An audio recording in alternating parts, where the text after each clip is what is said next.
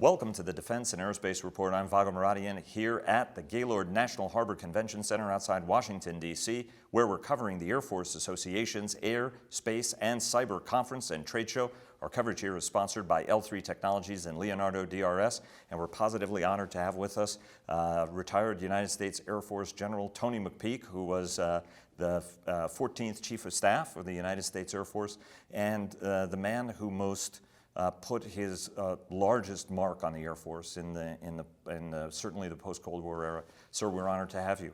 Thank you. Delighted to be here. I started my career covering you when you were Chief of Staff of the Air Force. But I want to start off with a simple question. What is it that attracted you to the Air Force? You were Air Force ROTC, you went to San Diego State University. What attracted you to the Air Force?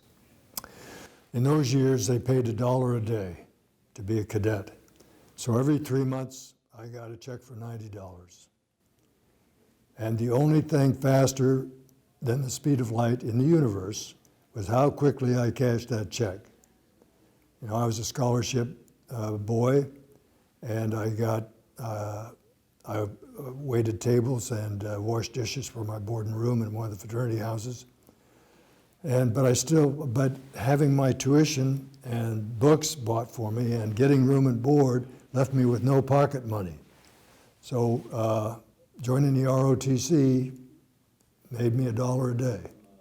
And that was my motivation. I had no intention of staying in a career in the Air Force. When I graduated, I was a distinguished graduate, and they offered me a regular commission. I turned it down. So I came in as a reserve officer. Then I went to pilot training, and I was a distinguished graduate of pilot training. And they offered me, again, a regular commission. I took it because that's what difference pilot training made. Flying made the difference too.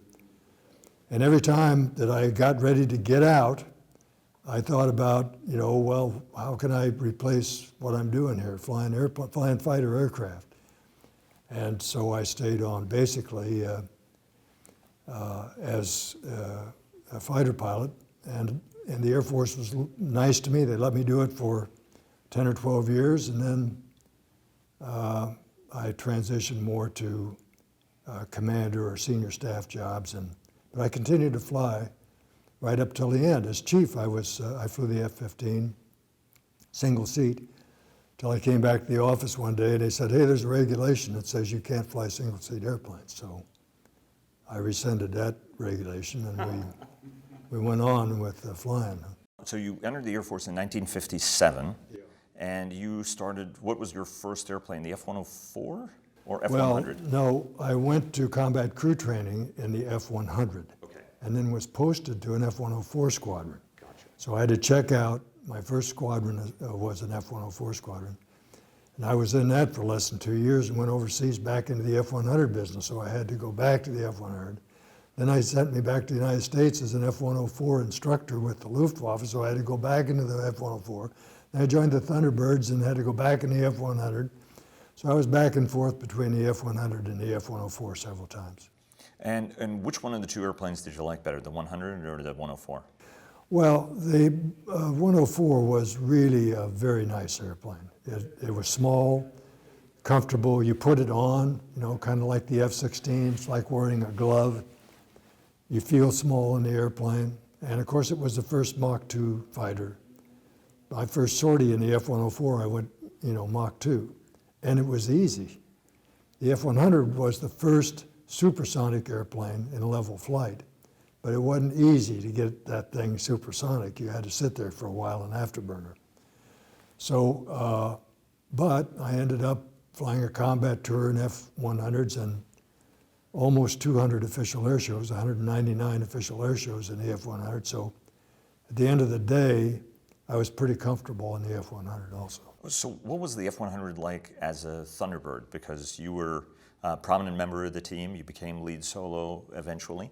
What was it like as a form? Because you have a tendency of thinking T-38s, something a little bit more agile than a Hun doing it. What was that like flying it in depth? Well, the F-100 was a handful to fly, period.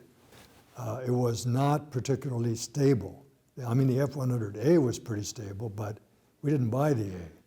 We bought the C, and it was less stable because the fuselage was lengthened and other flight control changes, and it got even less stable with the D, which is what we flew in the Thunderbirds, and the F was also kind of unstable. So you had to hand flat all the time. If you let go, it would go stupid and do something you didn't recognize in about 20 seconds.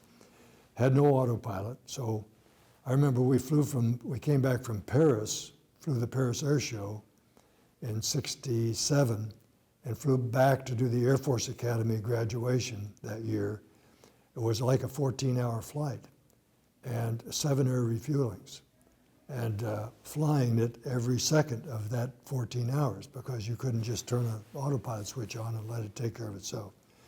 So it was a handful, and you had to do special things to make it operate in the air show. In formation, we used full nose down trim. So you had a very heavy stick in your hand, and then you'd make tiny adjustments in order to keep it from seeming to the crowd to be unstable.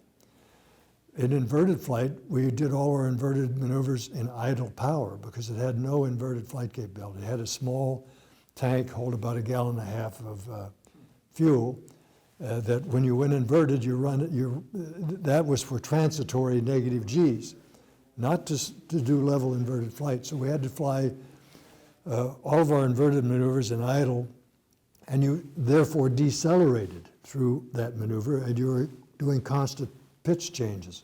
The solo pilots did an opposing inverted maneuver where you went by each other, low to the ground and upside down in idle, and so it's just an additional complication. So there were things like that because it was that generation of aircraft design wasn't nearly what we have today. You were talking about inverted flight, and I have to ask this because I was talking to a mutual very good friend who said that you were such a good pilot that you could be inverted and give the finger to the lead solo as you were going by him. Is that a true story? I wish it was so. For the first part of as number 6 man, the solo wingman, I was so scared during the inverted flight that I couldn't really fly a level inverted. But you're coming at the other guy and flying formation with him from a couple miles away. Seems funny to talk about flying formation, that far away, but you're watching him, and your job is really to miss him. The number 6 man's primary duty is don't hit 5. If you do nothing else, miss him. Okay, and so I'm watching him and trying to go by him close, but not too close. And so it was really only after he called the inverted command that I would look at the ground and say, oh my goodness, we are very low. And I would, ease forward on the stick, so I'd have this very slight climb in the inverted. I remember the first air show where I could do a true level inverted. It was in the UK in April sometime. So I'd been flying air shows for a couple months and not being able to do true inverted flight because I was so scared of it. But there we flew the Battle of Britain Day at Biggin Hill, and when I rolled it upside down, I said, oh my goodness, that's low. But it's about the way it always looks. So I was able to hold it level. And from then on, it was no problem for me. But I was doing anything except making rude gestures to my leader. When I would do that, it was in formation, because we used to fly 6-ship aerobatics, and I was outside right, and those maneuvers are fairly easy, and you're just formating, you're just going where the diamond takes you, and you've got skill and time enough to make a rude gesture from time to time. Well, I'm glad we've gotten to the bottom of that.